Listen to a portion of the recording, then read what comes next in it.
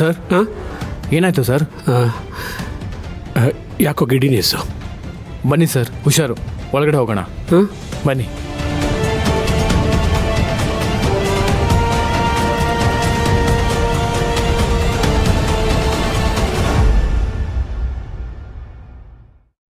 ಬನ್ನಿ ಸರ್, ನಿಧಾನ ನಿಧಾನ.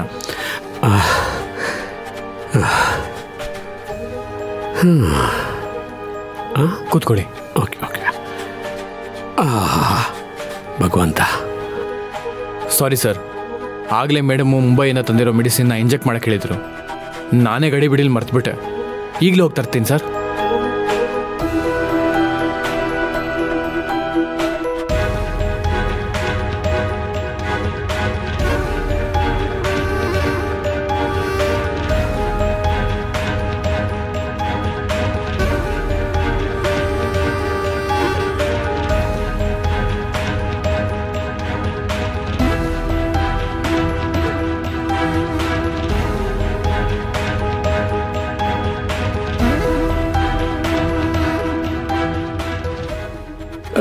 ಯಾಕೆ ಇದಕ್ಕಿದ್ದಾಗ ಹೀಗಾಯಿತು? ಡೋಂಟ್ ವರಿ ಸರ್, ಈ ಇಂಜೆಕ್ಷನ್ ಕೊಟ್ಟರೆ ಎಲ್ಲ ಸರಿ ಹೋಗುತ್ತೆ.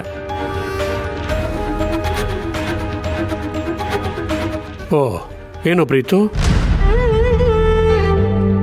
ಸೂರ್ಯ ಹುಟ್ಟೋಕ್ ಮುಂಚೆ ಹೋಗಿ ಚಂದ್ರ ಬಂದರೂ ಬರ್ತಿರ್ಲಿಲ್ಲ.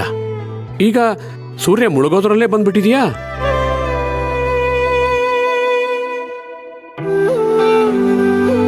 ಡ್ಯಾಡ್, ಅದು ವರ್ಕ್ ಬೇಗ ಮುಗೀತು, ಅದಕ್ಕೋಸ್ಕರ ಬಂದೆ.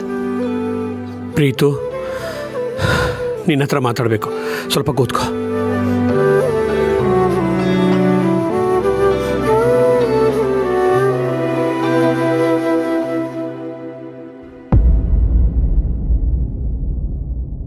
ಅವತ್ತು ಕಾವೇರಿ ಮನೆಗೆ ನೀನು ಕರ್ಕೊಂಡು ಹೋಗಿದ್ನಲ್ಲ, ಯಾಕೆ ಅಂತ ಗೊತ್ತಾಯ್ತಾ?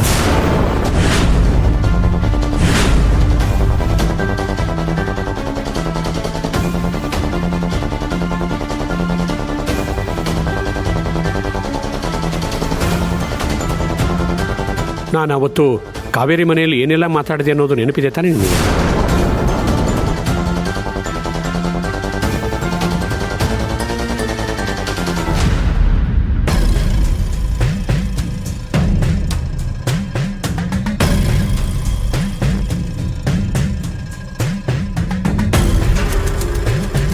ಡ್ಯಾಡ್, ಪ್ರೀತು ಹತ್ರ ಏನು ಮಾತಾಡ್ತಿದ್ದಾರೆ? ಅಕ್ಕ ಇಲ್ಲಿ ನಿಂತ್ಕೊಂಡು ಏನು ಕೇಳಿಸ್ಕೊತಿದ್ದಾಳೆ? ಪ್ರೀತು, ನಾನು ಆ ಮಾತನ್ನ ಬರೀ ಕಾವೇರಿಗೆ ಮಾತ್ರ ಹೇಳಿದ್ದಲ್ಲ, ನಿನಗೂ ಅನ್ವಯಿಸತ್ತೆ. ಡ್ಯಾಡಿ ಯಾವ ವಿಷಯ ಹೇಳ್ತಿದ್ದಾರೆ?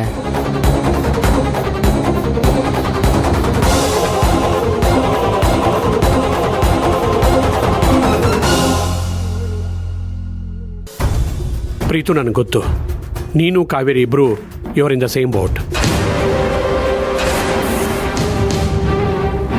ನಿನಗೂ ಸಾಕಷ್ಟು ಆಂಬಿಷನ್ಸ್ ಇದೆ.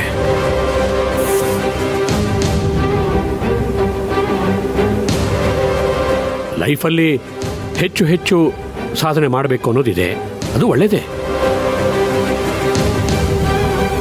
ಆದರೆ ಜೀವನದಲ್ಲಿ ಬರೀ ಕೆಲಸ, ಕಮಿಟ್ಮೆಂಟ್ ಇದಿಷ್ಟೇ ಮುಖ್ಯ ಅಲ್ಲ.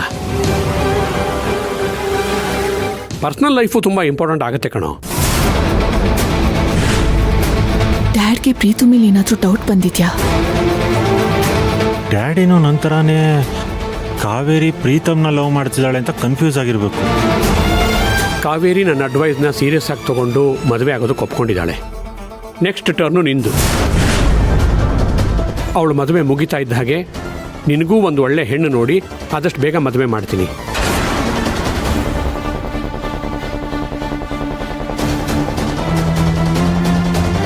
ನೀವು ಒಪ್ಕೋಬೇಕು. No dad, no.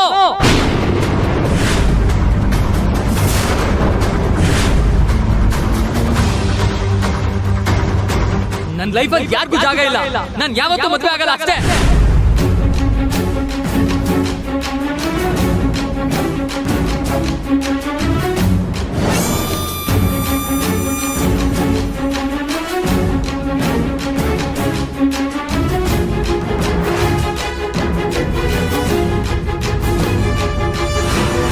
ಕಾತಿ, ನಿನ್ ತಮ್ಮ ಹೇಳಿದ್ ಕೇಳಿಸ್ಕೊಂಡ್ಯಾ? ತನ್ನ ಲೈಫಲ್ಲಿ ಬೇರೆ ಯಾರಿಗೂ ಜಾಗ ಇಲ್ಲ ಅಂತ ಹೇಳ್ತಿದ್ದಾನೆ. ಅಂದ್ರೆ ಇವನ್ ಲೈಫಲ್ಲಿ ಮೊದಲು ಯಾರಿದ್ರು?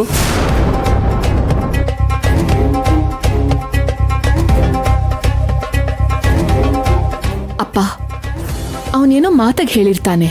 ನೀವ್ ಯಾಕೆ ಚಿಕ್ಕ ಚಿಕ್ಕ ವಿಷಯಕ್ಕೆಲ್ಲ ಕೋಪ ಮಾಡ್ಕೋತೀರಾ? No Kathi, something is wrong. Preethu ಕಾವೇರಿನ ಮನಸ್ಸಲ್ಲಿ ಇಟ್ಕೊಂಡೇ ಈ ಡೈಲಾಗ್ ಹೇಳದ್ನಾ? ಹಾಗೇನಿಲ್ಲಪ್ಪ. ನಮ್ ಪ್ರೀತೋ ಬಗ್ಗೆ ನಿಮಗ್ ಗೊತ್ತು ತಾನೆ. ಅವನ್ ವರ್ಕ್ನೇ ಪಾರ್ಟ್ನರ್ ಅಂತ ಕನ್ಸಿಡರ್ ಮಾಡಿದಾನೆ. ಮದ್ವೆ ಆದ್ರೆ ಎಲ್ಲೊಂದ್ ಮೈಂಡ್ ಡಿವಿಯೇಟ್ ಆಗಿ ಕಾನ್ಸಂಟ್ರೇಷನ್ ಎಲ್ಲ ಫ್ಯಾಮಿಲಿ ಮೇಲೆ ಇರುತ್ತೆ ಅಂತ ಹಾಗೆ ಹೇಳಿದಾನಷ್ಟೇ.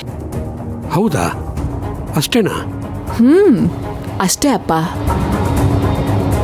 ಅಲ್ಲ, ಅಷ್ಟಕ್ಕೆ ಇಷ್ಟೊಂದು ಜೋರಾಗಿ ಕಿರ್ಚಬೇಕಾ? ಅಲ್ಲ, ಮಾತಾಡೋಕ್ಕೊಂದು ರೀತಿ ಬೇಡವಾ?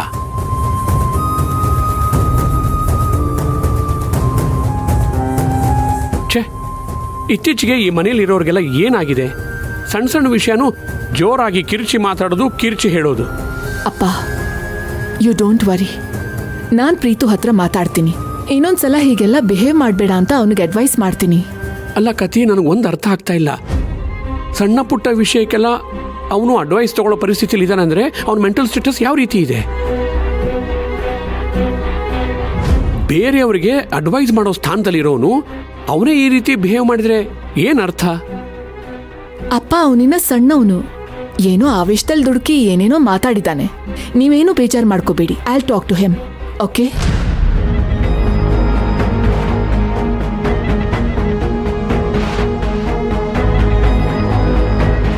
No, not okay.